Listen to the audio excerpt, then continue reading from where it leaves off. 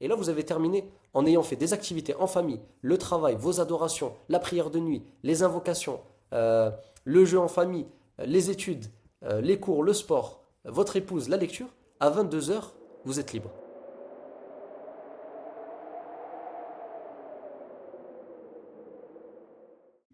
Assalamu alaikum, que la paix soit sur vous. Inch'Allah, dans cette nouvelle vidéo YouTube, on va voir comment allier business, donc tout ce qui est entrepreneuriat, vie de famille, étude de la science, adoration, sport, activité. Donc on peut se dire, oh, ça fait beaucoup. Mais Inch'Allah, vous allez voir qu'avec une bonne organisation, on peut tout mettre dans sa journée, dans sa semaine, sans que ça n'empiète sur les obligations, sans que ça ne vous fatigue outre mesure. Donc bien sûr, j'ai commencé, parce que l'emploi du temps va de minuit à minuit, hein, par le sommeil, donc dormir. Ici, j'ai mis la semaine à part et le week-end à part. Parce que vous allez voir qu'après, je vais parler des salariés rapidement. Et c'est comme ça que c'est en France. Bien sûr, en terre d'islam, vous pouvez vous choisir vos jours de week-end. Par exemple, moi, mon jour de week-end, c'est le vendredi. Mais je ne conseille pas de faire des pauses non plus trop longues. Un jour de week-end où vous allez faire d'autres choses, mais ne faites pas rien. La vie, c'est des jours qui se succèdent. Donc ne gaspillez pas votre vie. Donc voilà, en moyenne en France, il faut savoir que les adultes, ils dorment entre 6 heures et 7h30.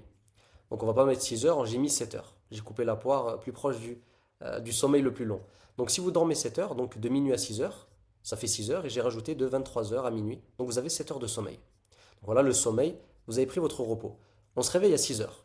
Voilà, réveil, toilette, wudu, ablution. Les ablutions, voilà, c'est pour aller faire la prière. Je vous ai mis entre 6 heures et 6h30 une demi-heure pour faire tout ça. Puis à 6h30, vous avez, pour ceux qui sont le plus motivés, et je vous enjoins ainsi qu'à moi-même de mettre en place ça, cette habitude-là, de faire la prière de nuit. Ne serait-ce que 10 minutes. Voilà, vous faites l'Aïcha le soir, vous allez dormir et vous vous réveillez un peu avant le subh, la prière obligatoire du matin, du subh du fajr, qui est à 7 heures, et vous priez durant 10 minutes, 15 minutes, et au moins vous avez la bénédiction de la prière de nuit, de la nuit, et vous aurez des bénédictions dans votre journée. J'ai mis donc entre 6h30 et 7 heures, Qiyam al-Layl, donc la prière de nuit, et Dua, invocation. Pourquoi à ce moment-là je l'ai mis plutôt qu'avant de dormir? Parce que c'est le meilleur moment en réalité. Ceux qui ne peuvent pas le faire le matin, qu'ils le fassent avant de dormir. Et vous allez voir qu'avant de dormir, je vous ai laissé un espace ici, entre 22 heures et 23 heures. Bah, vous pouvez faire ce que vous voulez. Donc si vous voulez, bien sûr l'emploi du temps c'est un exemple. Vous l'adaptez à vous, vous l'adaptez à vos habitudes, vous l'adaptez à votre personnalité, à ce que vous aimez, ce que vous aimez moins, il n'y a pas de problème. Et bien entendu, je vous le dis maintenant, ceux qui voudront qu'on leur envoie l'emploi du temps que vous copiez et collez, vous allez sur l'Instagram qui est en dessous de la vidéo ou le groupe Telegram, plutôt sur Instagram, et vous envoyez en message emploi du temps. Et Inch'Allah, on vous enverra l'emploi du temps. Donc voilà, Qiyam al-Layl et Dua. Pourquoi je vous ai parlé de ça en particulier? Allah Azza wa Jal, il nous dit dans le Coran, et je vous ai mis la preuve juste ici, dans l'importance de Qiyam al-Layl, فَقْرَأُوا مَا تَيَسَّرَ مِنَ الْقُرْآنِ. Donc, dans le sens rapproché du verset, ainsi récitez ce qui vous est facile du Coran. Et l'imam al-Tabari nous dit, c'est-à-dire récitez dans votre prière de nuit ce qui vous est facile du Coran. Et l'imam al-Tabari, c'est un grand imam parmi les premières générations qui était spécialiste dans le Coran notamment. Donc on voit ici le conseil, en tout cas l'ordre de notre Seigneur de lire, de réciter ce qui nous est facilité du Coran. On a aussi un hadith magnifique, sublime, qui nous motive à prier la nuit en réalité. Où le prophète alayhi salatu wassalam dit, celui qui prie la nuit en récitant 10 versets n'est pas inscrit parmi les insouciants. Donc 10 versets, c'est par exemple Al-Fatiha plus Al-Ikhlas, Qul huwallahu ahad. Donc vous allez dépasser. Celui qui prie la nuit en récitant 100 versets est inscrit parmi ceux qui prient longuement la nuit. Et pour dépasser les 100 versets, par exemple, Surat An-Naba et Surat An-Nazi'at. Avec le Fatiha, vous dépassez les 100 versets. Et celui qui prie la nuit en récitant 1000 versets est écrit parmi ceux qui auront une immense récompense. Et ça, c'est l'élite des prières de nuit. Par exemple, 1000 versets entre le Mulk et An-Nas, vous dépassez les 1000 versets. Vous avez aussi un hadith qui dit, le prophète alayhi salatu wassalam nous dit, notre Seigneur descend chaque nuit vers le ciel de l'ici-bas, de ce bas monde, de la dunya. Donc en arabe ici, dunya. Lorsqu'il ne reste que le dernier tiers de la nuit. Et il dit, qui est-ce qui m'invoque que je l'exauce? Qui est-ce qui me demande que je lui donne? Et qui me demande pardon que je lui pardonne? Qu'est-ce qu'on apprend dans ce hadith? Que durant le dernier tiers de la nuit, le tiers en fait, le dernier tiers de la nuit, vous prenez les heures du Maghrib ou Aïcha. Il y a combien d'heures? Par exemple, il y a 9 heures. Le dernier tiers, c'est les 3 dernières heures, pardon, avant la prière du subh, avant la prière du matin, pardon. Donc qu'est-ce qu'on voit ici? On apprend que à ce moment-là, Allah il nous exauce. Donc là, c'est énorme comme récompense. Donc là, vous avez fait votre prière de nuit, alhamdoulilah. Vous avez terminé vers les 7 heures. Vous allez prier votre prière de Subh et de Fajr. Pour les hommes, si possible, à la mosquée. Les femmes, elles prient à la maison. C'est les meilleurs endroits pour l'homme à la mosquée, à la maison pour la femme. Ensuite, vous faites les invocations du matin et les invocations du soir. Donc les invocations du matin, c'est après le Subh. Les invocations du soir, selon la majorité des savants anciens, c'est après l'Asr. Certains savants disent après le Maghrib. Muhim, je ne rentrerai pas dans la divergence ici. Donc là, vous faites vos invocations du matin. Pourquoi c'est très important? Vous serez béni dans votre journée. Vous serez béni dans votre temps, dans vos projets, dans votre business, dans votre famille, dans votre santé. Vous serez protégé. Vous aurez énormément de récompenses pour l'ici-bas et dans l'au-delà. Donc n'abandonnez pas ça. C'est vraiment quelque chose à implémenter pour ceux qui ne le mettent pas en place ou qui n'ont pas l'habitude de le faire. Ensuite, entre 7 heures et 7h30, vous avez fait votre prière, vous avez fait vos invocations. Entre 7h30 et 8 heures, on a un trou. Donc là, je vous ai mis apprentissage du Coran. Là, c'est pareil. Pourquoi je l'ai mis le matin? Parce que le cerveau, il est frais. Ceux qui préfèrent, ils le mettront dans l'après-midi, fin d'après-midi, en soirée, peu importe. Une demi-heure de Coran, ne serait-ce qu'une demi-heure pour l'apprentissage. Vous n'apprenez ne serait-ce qu'un verset pour ceux qui n'ont pas l'habitude. Un verset par jour. Ça va vous prendre 5-10 minutes. Et vous le répétez jusqu'à faire vos 20 minutes, 30 minutes. Essayez de le répéter un maximum de fois, 100 fois, 200 fois, pour ne pas l'oublier. Concernant la révision, profitez de votre prière de nuit, vos prières obligatoires pour réciter ce que vous avez mémorisé ou un petit moment avant de dormir pour réciter, pour ne pas oublier. Ensuite, à 8 heures, vous prenez votre petit déjeuner. Donc là, vous voyez, en semaine ou en week-end, c'est la même chose, ça ne change pas. Maintenant, pour ceux qui sont entrepreneurs, parce que là, j'ai mis l'emploi du temps des entrepreneurs, je viendrai pour les salariés après. Pour les entrepreneurs, on va dire qu'on se dit on travaille 6 heures par jour. 6 heures par jour avec 2 jours de repos. En réalité, il aurait été mieux de mettre le jour de repos pour les entrepreneurs le vendredi et par exemple le dimanche ou ne serait-ce qu'un. Par exemple, moi je prends juste le vendredi, mais je coupe pas totalement. Parce que je trouve qu'il n'y a pas besoin de se reposer outre mesure. Il faut être dans l'action, il faut avoir une routine. Mais vous faites comme vous voulez, vous adaptez à vous. Donc 6 heures de travail, donc de 9 heures à midi, vous avez 3 heures. Vous allez manger à midi, entre midi et midi 30. Vous allez prier à 13 heures. Enfin, là j'ai mis le repas, il est à midi 30. Donc là en réalité j'ai mis 3h30 ici. Donc 3h30 entre 9 heures et midi 30. Ça vous fait 3h30 de travail. Vous allez manger à midi 30, entre midi 30 et 13 heures. Vous avez la prière du Dohor à environ 13 heures. Donc ça va dépendre de où vous êtes bien sûr dans le monde et vous adaptez à votre situation géographique, Inch'Allah. Donc là, vous avez ensuite, après le Dohor, vous avez une pause jusqu'à 14 heures. Où vous passez du temps avec votre épouse, avec vos enfants, peu importe. Jouez avec vos enfants, accordez de l'importance à vos enfants et à votre épouse. Ne les négligez pas. Vous avez des moments où allez les voir. Passez du temps, ne serait-ce qu'une demi-heure, 40 minutes, où vous jouez avec eux, vous parlez avec eux. Si possible, enseignez-leur à prier à l'heure quand ils sont tout petits. Et puis, demandez-leur de prier quand ils sont plus grands. Mais il faut les habituer tout petits pour que ça soit facile pour eux plus tard. Ensuite, vous reprenez le travail entre 14 heures et 15h30. Donc là, on avait 3h30, donc plus une demi-heure, ça fait 4 heures, plus une heure, 5 heures. Et là, il vous restera plus qu'une heure pour faire les 6 heures. Donc là, j'ai mis l'Asr à 15h30, plus la Adkar du soir. Et de 16 à 17, vous faites votre heure de travail. Ça y est, vous avez fini votre journée de travail. Je conseille de mettre les tâches les plus importantes pour le business le matin. Tout dès le début. Pendant que vous êtes encore frais, mettez les tâches, les urgences, ce qu'il y a de plus important, ce qui demande le plus de concentration. Et dans l'après-midi, tout ce qui est rendez-vous téléphonique, tout ce qui est prospection, tout ce qui est là où il y a entre guillemets besoin d'un peu moins de concentration, tout ce qui va être contenu, réseaux sociaux, vous pouvez les faire à ces moments-là. Donc ça, c'est pour du lundi au vendredi, en semaine. Maintenant, pour ceux qui prennent le week-end, le samedi et le dimanche, pour rester en France, ça vous êtes habitué à ça, c'est pour ça. Ben, là, vous voyez que vous avez du temps libre. Je vous ai rien mis. Vous pouvez mettre des choses, du sport, des activités en famille, jouer en famille, enseigner à votre famille. Je vous ai mis notamment une sortie familiale le samedi et le dimanche, pour ceux qui travaillent la semaine. Vous avez une sortie en famille de 2 heures, entre 16 heures et 18 heures. Donc là, ça vous permet de vous aérer, d'aérer votre épouse, d'aérer vos enfants. Vous passez un moment intime avec eux. C'est très important, la famille. Le week-end aussi, je vous ai mis un cours de fiqh. Donc vous voyez, la semaine, vous n'avez pas cours de fiqh. Le fiqh, c'est tout ce qui va être les actes d'adoration. Comment faire les ablutions, comment prier, comment jeûner, comment donner la zakat. Je vous ai mis ne serait-ce qu'une heure. Une heure le samedi, une heure le dimanche. Ça vous fait 2 heures de fiqh dans la semaine. Voilà, dans un moment où vous avez le temps. Et c'est important d'apprendre ses obligations. Le prophète, alayhi salatu wassalam, il nous dit Talibul ilm faridatun ala kulli muslim. Et je vous l'ai mis ici. Étudier la science est une obligation pour tous les musulmans. Apprendre la science, c'est une obligation. Donc, c'est un hadith qui est authentifié et qui est rapporté par Ibn Majah.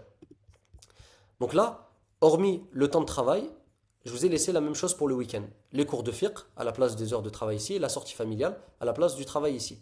Maintenant, durant la semaine, comme il n'y a pas la sortie, voilà, vous finissez à 17 heures. Vous pouvez vous dire, allez, entre 17 heures et 18 heures, vous avez du temps. faites ce que vous avez à faire. Je vous ai mis une demi-heure jeu en famille, vous jouez avec vos enfants, vous leur lisez des histoires, vous jouez aux jouets avec eux, ça leur fait du bien. Ils passent du temps avec leurs parents, parlent avec eux. Donc ça, c'est important. Et puis dans la journée aussi, l'épouse, elle participe. Donc elle est avec eux pour ceux qui sont en bas âge, au bas âge, pardon. Ceux qui sont à l'école, ben, après la sortie de l'école. Donc 17h30, c'est pour ça que je l'ai mis. En général, ça finit avant. Ensuite, maintenant, on part sur 18h. Donc à partir de là, c'est pareil en semaine et en week-end. 18h, le Maghreb. 18h30, j'ai mis études en famille. Vous pouvez étudier, lire un livre de dîn tous ensemble en famille pour qu'il y ait la baraka chez vous. Prenez par exemple Arba'in al-Nawawi, Riyad al-Salihin, vous lisez des hadiths, vous lisez du Coran, vous lisez l'explication du Coran, du tafsir. Comme ça, vous en apprenez, vous découvrez un peu plus votre religion et vous partagez un moment bénéfique sous la miséricorde et les bienfaits de notre Seigneur. 19h, le dîner. 19h30, salat al-Aisha. Et là, je vous ai mis du sport pour ceux qui aiment le sport. Et c'est important de faire du sport en réalité pour entretenir son corps, mais aussi pour s'aérer l'esprit. J'ai mis 3 séances d'1 heure le lundi, le mercredi et le vendredi. Bien sûr, vous l'adaptez à vous. Il y en a qui font du sport en club, vous mettez vos horaires. Peut-être c'est plus long, peut-être c'est moins long. Vous avez aussi le week-end où vous avez des espaces où vous pouvez aller courir le matin. Même ici, vous pouvez courir 20 minutes. Enfin, vous voyez, 30 minutes, peu importe. Donc vous avez votre sport, mais je ne vous conseille pas de faire du sport tous les jours. Un jour je fais du sport, un jour je fais du cours d'arabe. Sport, cours d'arabe, sport, cours d'arabe. Certains, ils n'arriveront pas à faire cours d'arabe tous les jours, même si normalement on fait de l'arabe tous les jours pour maîtriser. C'est la langue du Coran, c'est la langue de la révélation. Donc si vous voulez vous rapprocher encore plus, mieux maîtriser, pas dépendre des traducteurs, traduire c'est mentir, traduire c'est trahir en général. Certains en tout cas, ils le mettent à leur sauce. Donc là, apprenez l'arabe pour ne pas être dépendant des intermédiaires. Donc un jour de sport, un jour d'arabe. Ensuite, à 21h, j'ai mis discussion et jeu avec l'épouse. Voilà, vous vous posez avec votre épouse, ça y est, les enfants ils sont au lit, vous pouvez faire des jeux ensemble, discuter ensemble, parler de votre journée, parler de vos projets, de ce que vous avez à l'esprit, comment, voilà, vous échangez, peu importe ce que vous avez dans vos cœurs. Et je vous ai mis une petite séance de lecture, voilà, d'une demi-heure, ou moins, ou plus, vous pouvez lire que 5 pages, quelques pages, peu importe, mais de mettre ça en habitude en place. Et là, vous avez terminé en ayant fait des activités en famille, le travail, vos adorations, la prière de nuit, les invocations, le jeu en famille, les études, les cours, le sport, votre épouse, la lecture, à 22h, vous êtes libre. Et je vous ai mis un trou. Et bien sûr, vous pouvez interchanger. Vous n'êtes pas obligé de rester sur l'emploi du temps que je vous ai mis. Adaptez-le à votre vie, à vos besoins. Donc ça, c'est pour quelqu'un qui est entrepreneur. Bien sûr, j'ai mis 6 heures. Certains entrepreneurs, ils travaillent 4 heures par jour, 5 heures par jour, et ils font des salaires entre 2 000 et 10 000 euros. Il y en a même, ils dépassent les 10 000 euros, 20 000, 30 000 euros, en travaillant, en ne dépassant pas les 6 heures par jour. Et j'en connais moi personnellement. Donc ce que je vous dis, c'est pas un rêve, c'est réaliste. Mais après, il faut avoir les bonnes techniques, bien sûr. Les bonnes méthodes. Donc là, je vous ai mis, pour les salariés, au lieu de 6 heures par jour, ben, j'ai regardé la moyenne sur Internet, c'est 8 heures par jour, du lundi au vendredi. Donc vous allez être beaucoup plus chargé.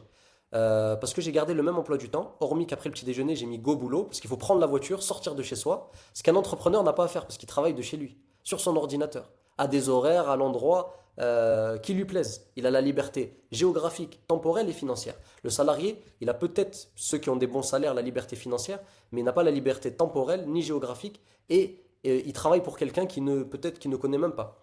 Donc là, vous avez 8 heures, vous devez aller au boulot, sortir de chez vous, travailler. Donc là, j'ai regardé les horaires pour ceux qui travaillent 8 heures par jour. C'est de 9h à 12h30, puis de 13h30 à 18h. Et ça fait 8 heures. Donc là, vous voyez, la prière, elle tombe en plein milieu. Là, ici, c'est pendant la pause repas.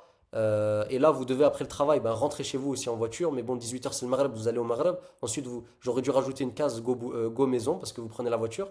Et sinon, le reste, c'est la même chose. Donc la différence, en réalité, c'est sur le salarié, il a plus de travail, moins d'argent, et il doit sortir de chez lui tous les jours, donc il y a peut-être plus de fatigue. Par contre, le week-end, bah, ça va être la même chose.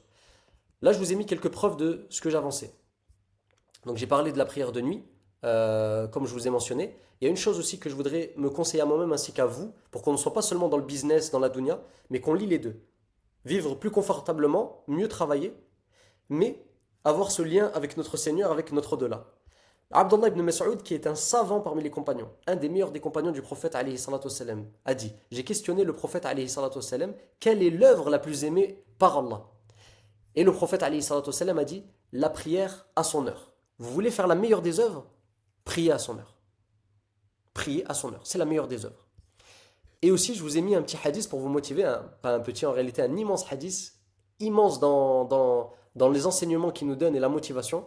Le prophète alayhi salatu wassalam a dit, il sera dit au lecteur du Coran lorsqu'il rentrera au paradis, lis et monte.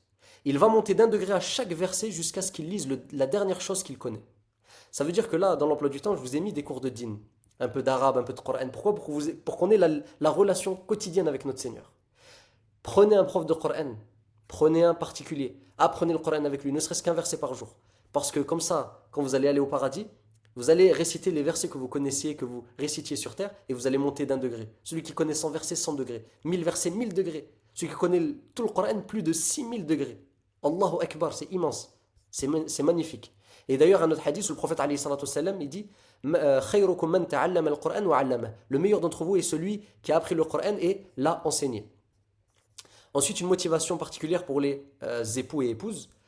Le prophète alayhi salatu wassalam a dit les croyants ayant la foi la plus, là ils ont mis la plus parfaite, mais dans le hadith en arabe c'est akmal, la plus complète, sont ceux qui ont le meilleur comportement et les meilleurs d'entre vous sont les meilleurs avec leurs femmes. Donc je m'enjoins ainsi qu'à vous, aux hommes, d'avoir le meilleur des comportements avec leur épouse. Ne les frappez pas, ne les insultez pas, ne les rabaissez pas, parlez, discutez, passez du temps ensemble, rigolez ensemble. Vous pouvez rire entre vous, subhanallah, vous pouvez jouer. Et pareil pour les épouses, respectez vos époux, honorez-les, soutenez-les. Voilà, qui est une entente, qui est une cohésion. C'est très important. Et comme je vous ai dit, l'obligation d'étudier la science. Donc voilà, pour résumer, je pourrais aller encore plus dans les détails, mais je veux vraiment que ça soit compris de manière générale et à vous de l'adapter. Pour toute personne qui est intéressée par l'emploi du temps ou par l'épreuve, vous l'envoyez sur Instagram. Voilà, comme je l'ai dit en dessous de la vidéo, vous envoyez emploi du temps ou preuve en message sur Instagram, on comprendra et on vous enverra le lien que vous copierez et collerez tout simplement. Il y a aussi accès au groupe Telegram où je publie pour des techniques dans l'IA, dans le business gratuitement. Et on a des réunions qu'on va installer chaque mois entre les gens du groupe de Telegram et moi-même où vous pourrez poser toutes vos questions dans vos business, etc.